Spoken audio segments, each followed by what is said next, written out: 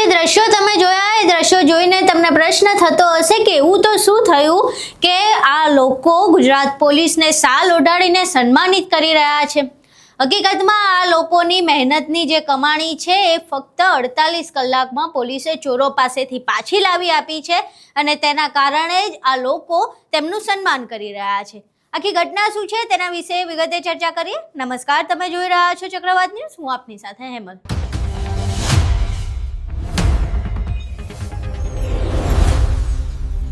ગુજરાત પોલીસની છાપ સામાન્ય રીતે જનતાની નજરમાં ખૂબ ખરાબ છે, કારણ કે જો પોલીસ સ્ટેશનમાં ફરિયાદ લખાવવા પહોંચે ત્યારથી લઈને તેમનું નિરાકરણ થાય ત્યાં સુધી બહુ લાંબો સંઘર્ષ ખેડવો પડે છે। પરંતુ આ ઘટના સુરેન્દ્રનગરના લીંબડીના ગામમાં ઉલટી પડી છે, કારણ કે જે પરિવાર છે જે તમને સન્માનિત કરતા જોવા મળ્યા એ પરિવારનું 70 તોલા સોનું જે હતું એ ચોરો દ્વારા ચોરી લેવામાં આવ્યું હતું। આ સાથે મોટી એવી રકમ પણ ચોરી કરવામાં આવી હતી, પરંતુ આ ચોરીની ફરિયાદ થતાની સાથે જ 48 કલાકમાં પોલીસે જે ચોર હતા તેને પકડી લીધા, દાગીનાય પકડી લીધા અને 48 કલાકની અંદર આ જે દાગીના છે તે તેમના જે માલિક છે તેમને પરત કરી દેવામાં આવ્યા છે। હવે આખી ઘટના વિશે પોલીસ અધિકારી શું કહી રહ્યા છે તે સાંભળો। શું કહેશો? પોલીસ પ્રજાનો મિત્ર છે, એ આપે અગાઉ પણ સાર્થક કર્યું છે અને ફરી એકવાર 70 તોલા સોનું છે એ અપાવીને સાર્થક કર્યું છે। શું હતો સમગ્ર બનાવ? લીંબડી જે પોલીસ સ્ટેશન છે ત્યાં એક એવો બનાવ હતો કે 31 લાખ રૂપિયા અને આમાં જે 70 તોલાની આસપાસ જે સોનું હતો એ વ્યાજ બટા આધારિત લોકો લઈ લીધો હતો। તો એવી ન્યૂઝ મળ્યા પછી જે ડીવાયએસપી લીંબડી છે એ લીંબડી દ્વારા આ જે સંપૂર્ણ જે કાર્યવાહી હતી આમે બહુ સારી રીતે લીંબડી દ્વારા કરવામાં આવેલ છે।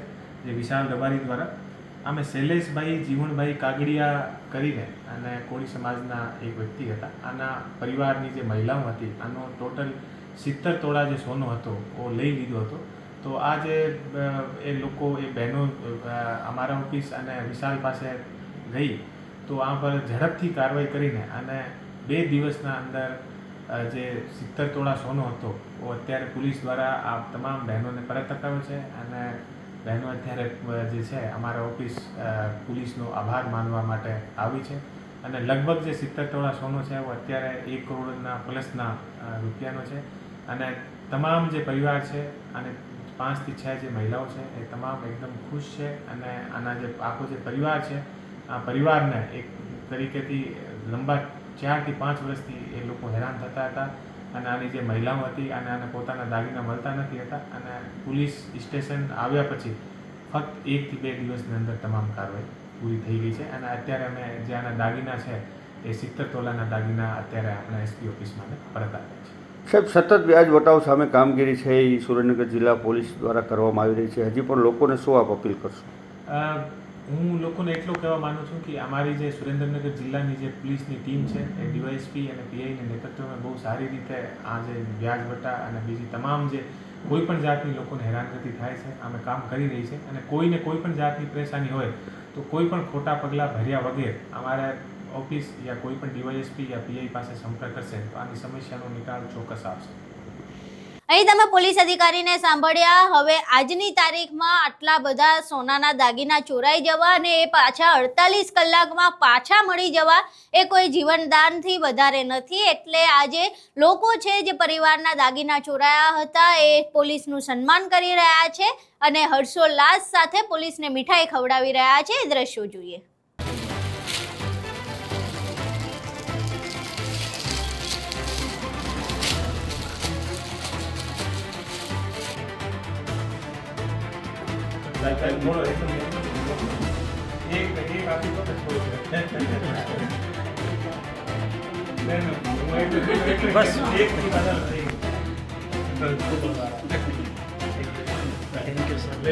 અહીં તમે હર્ષોલ્લાસના દ્રશ્યો જોયા। હવે આખી ઘટના વિશે પરિવારજનો જેમના દાગીના ચોરાયા હતા તે શું કહી રહ્યા છે, પોલીસની કામગીરી વિશે શું કહી રહ્યા છે તે જોઈએ। નામ છે તમારું? આજે તમે એસપી ઓફિસ આવ્યા છો?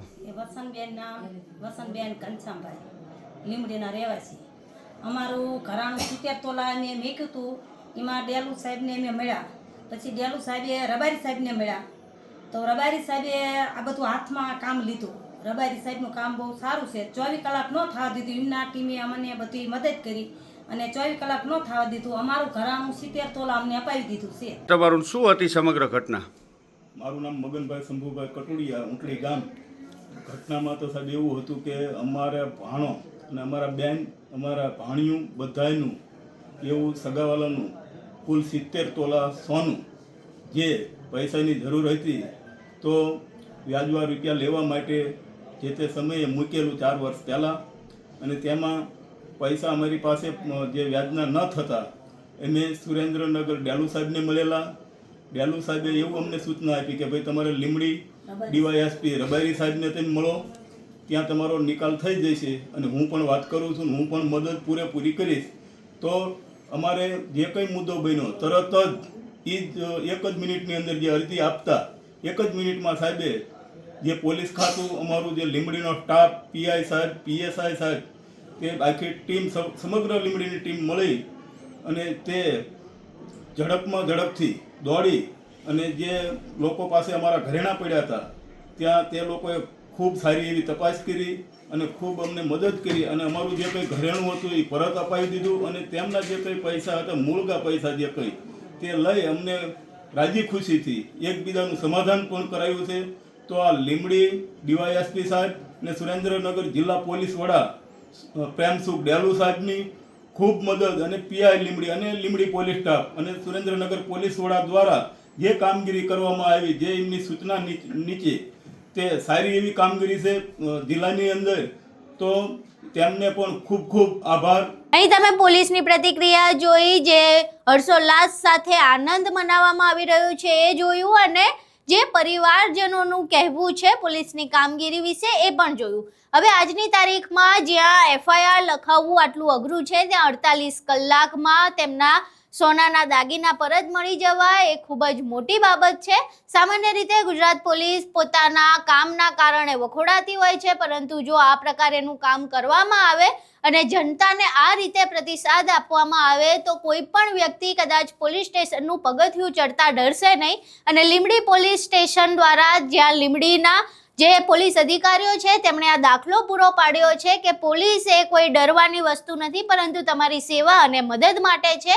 લીમડી પોલીસે જે દાખલો બેસાડ્યો છે એ બની શકે કે ગુજરાતમાં દરેક પોલીસ સ્ટેશનમાં જોવા મળે, પરંતુ એ દ્રશ્ય ભાગ્યે જ જોવા મળતું હોય છે. આ જે દ્રશ્ય સામે આવ્યું છે તેને લઈને લોકોનો પણ ખૂબ જ સારો પ્રતિસાદ મળી રહ્યો છે.